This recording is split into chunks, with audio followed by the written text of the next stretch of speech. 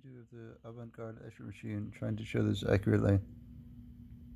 You can see there's a little bit of natural motion when we allow it to move upwards like that. And now, well, we can look at it very closely.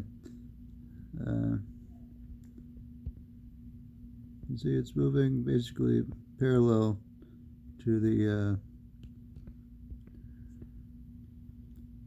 board there.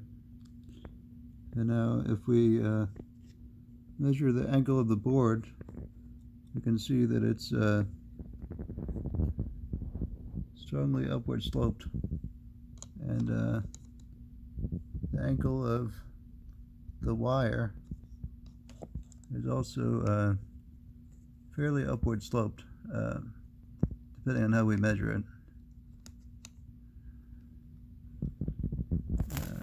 It's about level, or upward sloped is actually how it is. So that's pretty interesting. Thanks for watching.